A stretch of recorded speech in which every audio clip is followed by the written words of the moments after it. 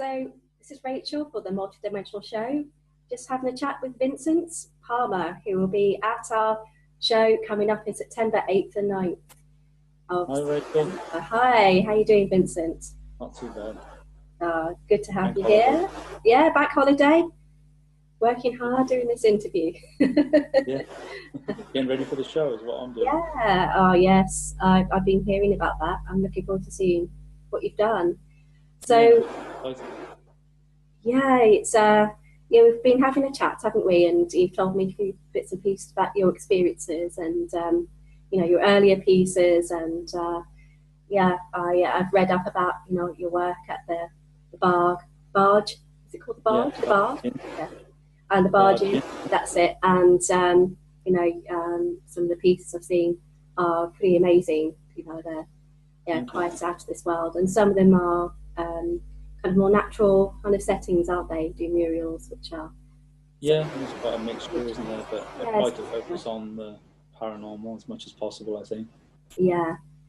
Okay, so tell me just a bit more. I mean, what got you into doing your work? Well, for me, it goes back to school, and I don't know if you remember, but me being older, but we used to have mock exams before the main event. Yeah. And most people did like still lives. They'd do a bowl of fruit or handbag and things like that. I did a craft, landed next to an estate in a field with all the gathering of the residents next to the craft. So that's kind of out there, isn't it? Considering it was totally different to what anyone else was imagining. They were all working from still lives, and I was coming up with this. So where that came from, because even Close Encounters of the Third Kind was out around that time, but I never actually went to see it at the pictures, which amazes me to this day, because it's like one of the biggest iconic movies of the subject. So that's how it started. And then when I left college, because I went to art college, after school, doing graphic design, but it really wasn't me. I was more of a fine artist, I think. And I used to love the smell of the oils and the paint down in that department. And I'd go down there and just to be amongst that. And then I tried to get back in doing that, but actually failed to get in. But I forged my own way, and I've done that ever since, 40 years later. This piece here, I don't know if you can see like an early piece, that gives you an idea of the subject matter, and that's 1984, so I was about 20 when I come up with that piece. I'm glad I still have it. I can see the crudeness of the techniques and everything, but it has its own beauty, I guess. And that's how it started. Ooh, wow. Yeah, so you were born really to, or at least from a very early age, it was in there, wasn't it? Exactly. To paint. Yeah. So what got you into the paranormal? Were you always interested then in the paranormal kind of I was always the person that would be asking questions of friends and colleagues. Wherever I've worked, I've always asked those questions, and a lot of the time you get the people scurrying away like, oh no, like weirdo alerts. You can imagine back in the 80s, it wasn't so, it was even worse, that element of the taboo. It's improved a lot, hasn't it, as so many, valid people come forward with credentials to show that it's not something that's stupid and it really needs to be taken seriously. Yeah, I've always been interested in the unknown, because the known is known. So let's focus on what's not known. Yeah, it's more exciting, isn't it? Yeah. More interesting. And I hear that you've been doing some artwork for their Pentridge incident. I've seen actually seen it, haven't I? I've seen the pictures on Facebook. And it's pretty amazing. It's great that you've got able to see that. I think it has much more impact when people can see what that person saw, or a good kind of representation. Exactly. It really brings. I'm always visual. I'm a visual person, so that you get a visual reference, it does help pull people into the story. And I try to be as true to the account as possible. But when you're trying to do a visual account of what somebody else experienced, you can imagine that's quite challenging. So Kaz has been quite strict on whether something is going in the right direction or not, and there's been a lot of work done to get it to the point it is. And it's still not perfectly accurate, but I think she's very happy with what I've done. So it's I just said use it as a discussion piece, and take it from there. Like. Oh, brilliant! Yeah, and people can buy the piece as well, can't they, on the day? Yeah, I've got prints. I'm still in the process of ordering prints to be ready for the show. Available to all your wonderful guests. Where have you got your inspiration from? I mean, you, apart from obviously, you know, this case, and I know that you have your own interests. I'm guessing that you've had your own experiences. I know you've mentioned yes. I mean, as far as the artistic ability, my father was artistic. He never did it as a career, but that's where it stems from as far as me being artistic. But the first influence I had was Briefing for the Landing on Planet Earth, which was by Stuart Holroyd. I don't know if you're familiar with the timeline on that story, but it was channeling of what they called themselves the Nine. And it went through an Indian sage, I think it was Vishnod or someone like that. Got the pronunciation wrong, but and then Uri Geller, and then Phyllis Schlemmer, somebody that was Israeli. And I followed that story because it was fascinating to me, and it was like my Bible of the 80s at the time. But while I was at art college, because I was asking people if they'd had any UFO experiences and that, I met somebody that claimed to be a contactee. You might be familiar with his name, Ed Sherwood. And he's been on the circuit, and we were friends for 17 years, and he shared all his testimonies, and I kept an open mind to it all. But we did have an occasion where we did see a UFO on a day that he felt something was going to happen that day. So that's quite compelling, and it's probably the best sighting I've had. What actually did you see? What happened is that day he was getting stomach cramps, and he felt like something was going to happen. He said, and this one of the signs he gets is that kind of symptom. Well, this went on for hours, so I got kind of fed up with it, thinking, oh, whatever, like, you know. And I decided that we should go for a walk. It's Great Yarmouth, nighttime, moonlit night, a little bit of cloud, and we went round the first corner. And as we were walking, I'd lent him Flock of Seagulls album, and it was on vinyl, and his needle never comes off the record. And I thought, well, if we're gone for hours, I don't really fancy the needle just sitting on the record. And he couldn't remember if he turned it off. And that album was supposed to be inspired by a Close Encounter. I don't know if anyone's aware of that with the group. And we turned around, and as we turned around, I saw this red light traveling at tremendous speed, went in just as it was going into a cloud. It came straight back out on the same line, white, and did a hexagon shape in the sky and shot into space.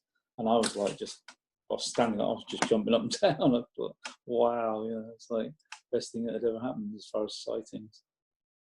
That sounds pretty amazing. Yeah. I've done a little illustration of it to try and recapture the event. Yeah. Have you got those illustrations still? Actually done them digitally, and I've just put them up on the Cornwall UFO site, so it's up on there. Okay then. What's the name of your website? The website for art, or yeah, where you've posted that picture. I presume that's where most of your UFO paranormal artwork goes. It's I forget because I've only just joined it. This was a Cornwall site that I just put it up. Because I just joined it. Oh, maybe they became aware of Kaz's work, and then they asked me to join, and then I've only just joined and put that story up. But it was the Cornwall. They've got a conference coming up, haven't they? Like a large one. Okay. It's one of the bigger groups, I think. But yeah, you can find. I'll put it up on my Facebook wall if you like, and then that way it can be referenced back to there. Yeah, and I can share it on this video once it's up on YouTube. Yeah. Put all the links on there. Yeah. So you do murals as well, don't you? So is this your full-time occupation, by the way? Is this what you do? I wish. No. It's always been a supplementary income.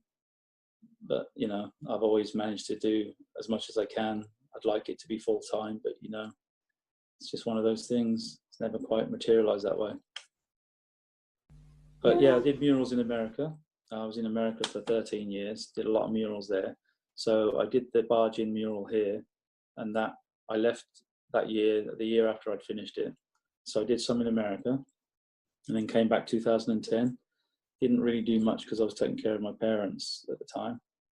And just recently did a voluntary one for the Citizens Advice Bureau to try and at least show the community that we're here and we can do murals. It was a collaborative effort with 3 local artists. Yeah, brilliant. Yeah, I think I saw a picture of that. Yeah. Yeah, I think it's fantastic because it's bringing some kind of positive energy to that place, isn't it? It does lift people. Our environments are so important. We don't realise how much we take individually, and the influence it has. So you're doing, some fantastic work. And, well, thank you. Yeah, need people like that, and I think it's also it's a shame really that it doesn't bring more income, because I think it's one of those things at school, isn't it? It's not seen as the top subject to do. It's seen as something, it's not seen as a value thing. It's a hobby, isn't it? Yeah, it's seen as a hobby. It's not seen as something serious, and it's a shame. One of my favourite stories is Picasso. A woman recognised him on the street and asked him to do a portrait of her right there. So he did. He got his sketches out and he did a portrait of her, and he charged her, and she went, "How dare you charge me that much money for something that only took you a few minutes?" And he said, "Ma'am, it took me 30 years." Yeah, definitely. Yeah.